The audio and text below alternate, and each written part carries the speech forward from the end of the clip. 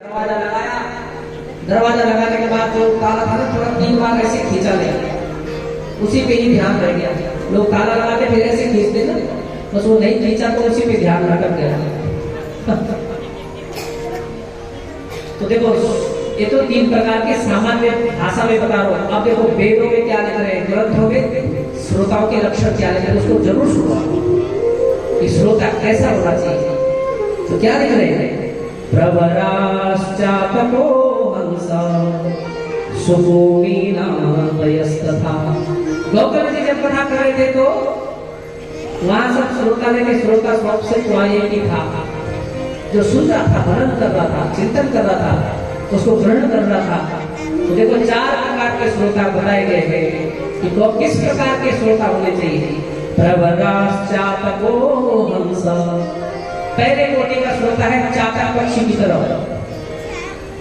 पहले कोटि का श्रोता जो चातक पक्षी की तरह होता है। चातक एक पक्षी होता है, स्वाति नक्षत्र की बरखा जो होगी उसी बूंद को वो पीता है ऊपर ही, कहीं उड़ते उड़ते। स्वाति नक्षत्र में कभी बरखा हो गई, उस पक्षी को साइंस की मानती बात, वो बिना पानी के जीता है। कभी कभी स्वाति नक्षत्र में कोई बरखा हो गई, उस बरखा का पानी को अपने उड़ते उड़ते चोंच मिलेगा और उसी को ही पीता। अन्य जलाशयों का, नदियों का पानी नहीं पीता है। पहले कोटि का श्रोता वो है। कौन? चातक। ये उत्तम कोटि के श्रोताओं के लक्षण है। कथा तो सब करते हैं, आजकल गली गली में हो रही है, पर चातक की तरफ जहां मुझे मेरे आत्म कल्याण का मार्ग दिखाई दे, मुझे वहीं पर ही बैठना है। जो कथाओं से हमें सार बता सके, ऐसे जगह पर अपनी चोच को लेकर उसको लेते हैं, उसी जगह पर कथा सुनेंगे। दूसरी कोटि की हंस, हंस कोटि के श्रोता कथा में बैठते हैं और उनको इतनी बातें व्यास जी बताते हैं कि तू जैसे हंस के साथ में पानी और दूध को इकट्ठा कर दो तो फिर वो दूध पी लेगा। पानी की क्वांटिटी जितनी होगी, आधा किलो पानी ले लो, आधा किलो दूध ले लो, इकट्ठा कर लो। हंस उसमें से आधा किलो दूध में से ही अपना भाग निकालेगा, बाकी पानी छोड़ देगा। एक कोटि का श्रोता ये वो कथा में बैठेगा, अपने कल्याण की चीजों को ले लेगा। जो उसकी कल्याण की चीजें नहीं आई है, जो उसको अच्छी ले लेगी, उसको वहीं पर छोड़ देगा, पर निंदा नहीं करेगा। दूसरा एक और है, मीना मछली। मीन कोटि के श्रोता जो है ये किस कोटि में आते हैं? मीन कोटि में। ये क्या करते हैं, जो मछली अपना कल्याण चाहती है वो गहरे जल में रहती है, उसका मन गहरे जल में लगेगा और वो मछुआरा आएगा, जाल फेंकेगा, और जो और कोटि के हैं वो मछलियां ऊपर ऊपर जो तैर रही हैं वो सब मछुआरे के जाल में फंस जाएगी। पर उन्हीं मछलियों में कुछ गहरे जल में है, वहां पर उसका जाल नहीं पहुंच सकता है। तो इस कोटि का श्रोता क्या करता है? इस कोटि का श्रोता कथा में बैठता है और उसी कथाओं में बैठ रहेगा जहां पर उसको लगेगा कि ये कथाएं हमारे कल्याण के लिए अमृत के समान है। वक्ता जो बोल रहा है वो शास्त्र सम्मत बोल रहा है, मन गणंत नहीं बोल रहा है। मन गणंत तो वो सुनेंगे जो श्रोता अपने आप कमजोर है।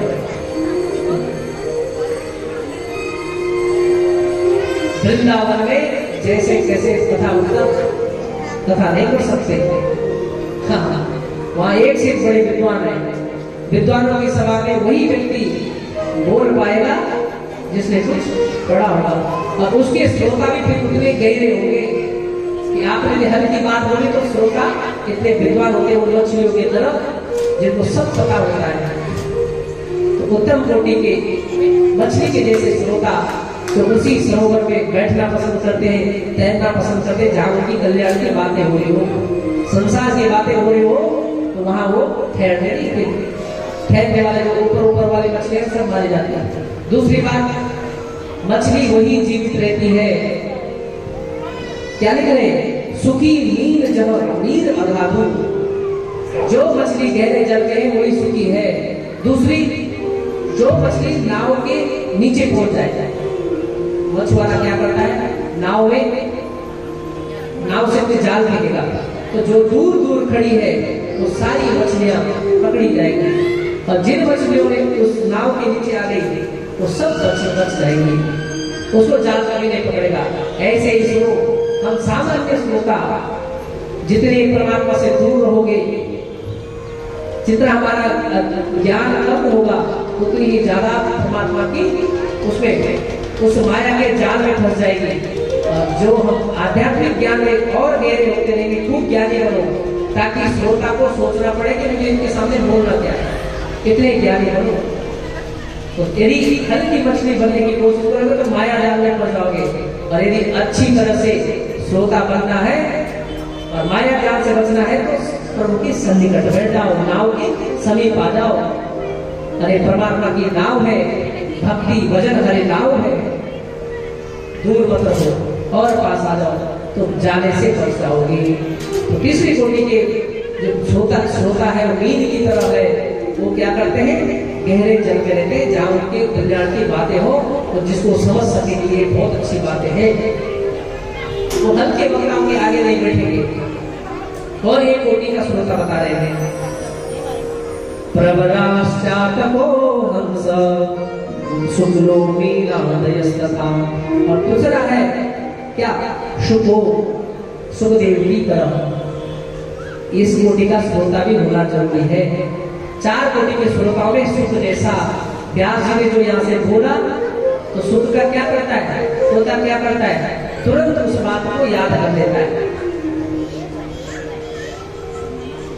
जिस बात को आप बोल रहे हो, श्रोता जिस बात को सुनता है उस बात को जल्दी से पकड़ लेता है। ऐसे ही उत्तम कोटि का श्रोता वो है जो कथा में आने के बाद 3 घंटे तक हमारी कल्याण की बातें व्यास ने क्या कही, वो सब उसको कंठस्थ हो जाती है, और फिर वही रटने लगता है।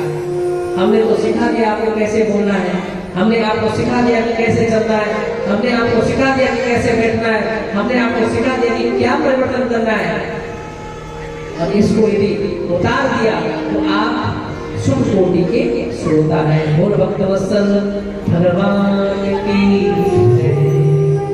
इस 4 प्रकार के श्रोता बैठे रहते कथा में। इसीलिए हरिदास कह रहे हैं, धुंधुकारी ने मनन चिंतन और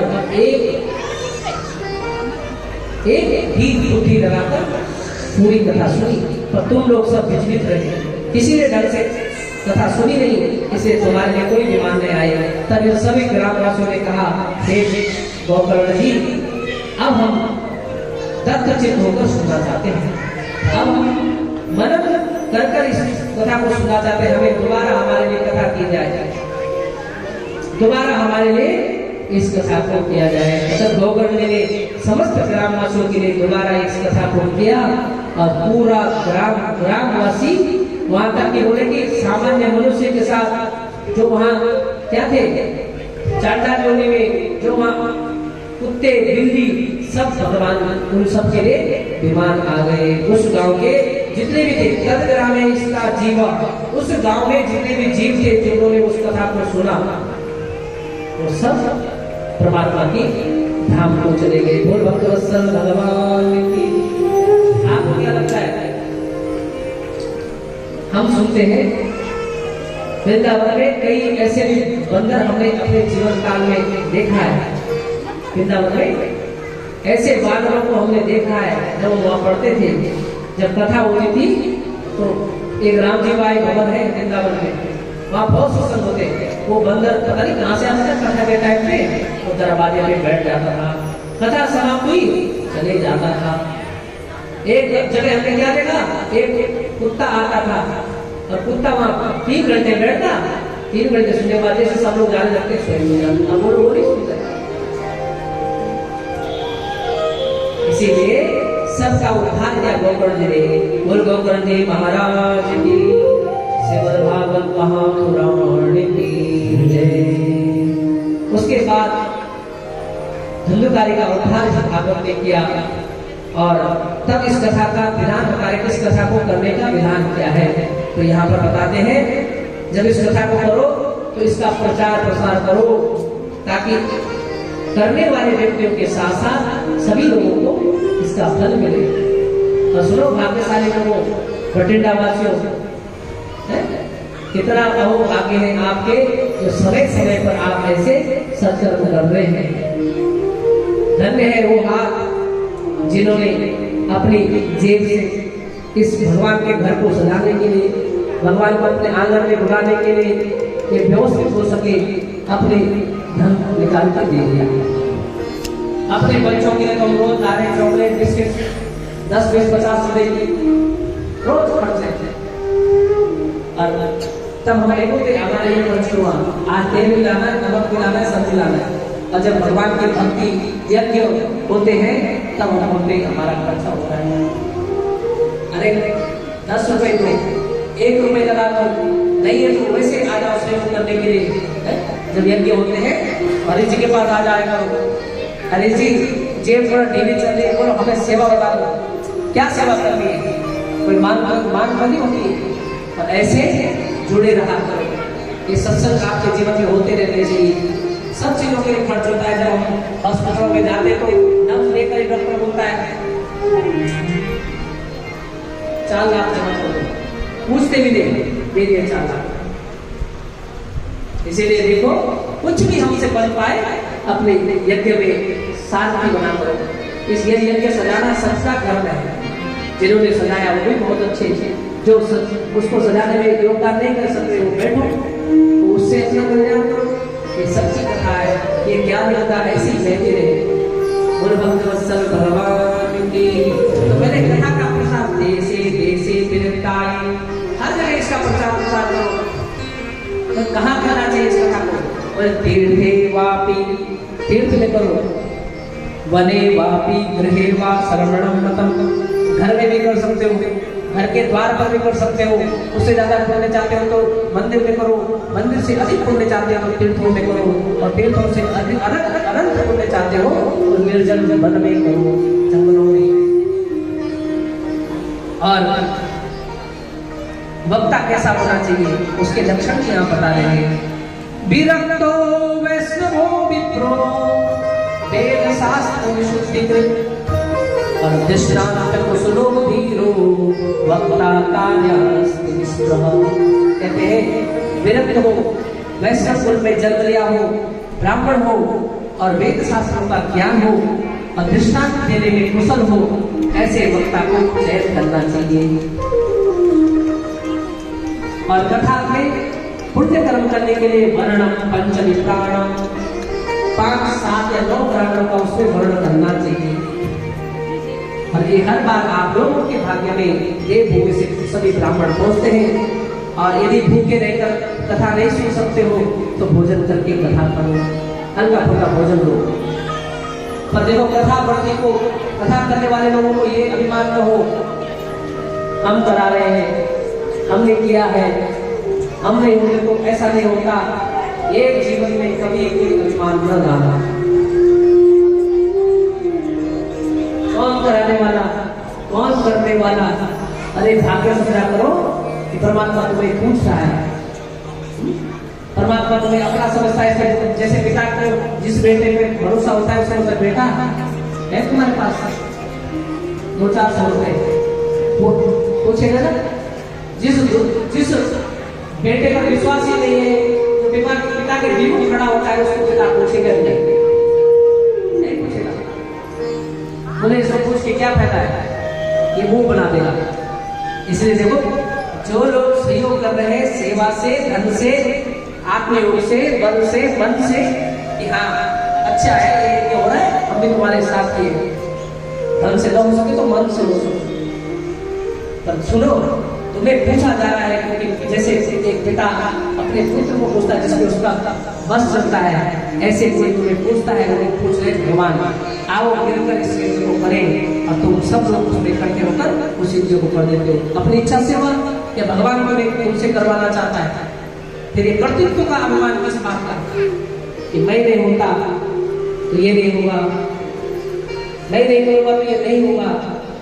अपना भाग्य समझो कि हमें बार बार ये अवसर प्राप्त हो रहा है। और भक्तवत्सल भगवान की जो करवाने वाले व्यक्ति होंगे तो उनके लिए कुछ गुण कहे गए, कुछ धर्म कहे गए। क्या? कामं क्रोधं मदं मानं मत्सरं लोभमेव च दम्भं मोहं तथा द्वेषं घोरेयच्च तथा प्रति। जो लोग आयोजन करता है, जो लोग सेवा करता है, जो लोग सहयोगी हैं, जो मन से जुड़े हुए हैं, उनके इस कथा के समय में इन चीजों का अपने मन में भाव भी नहीं लाना। काम नहीं रखना, क्रोध नहीं करना, मोह नहीं करना, ईर्ष्या नहीं, दंभ नहीं, चुगली नहीं, निंदा नहीं, और समर्पण भाव से इस कथा को भगवान अपनी मंडली के साथ आपके गांव में आए हैं तो गांव का गर्व है, सब स्वागत करेगा। एक नहीं, एक स्वागत नहीं करेगा। जितने लोग वहां जानते हैं, जितने लोग उस जगह को पहचानते हैं, सबको उस देवता का स्वागत करना चाहिए। हमारे आंगन में वो देवता आया है, हमें उसको प्रतिष्ठित करना है, उसके सामने बैठकर उनका आनंद बढ़ाना है। तो धन्य है जितने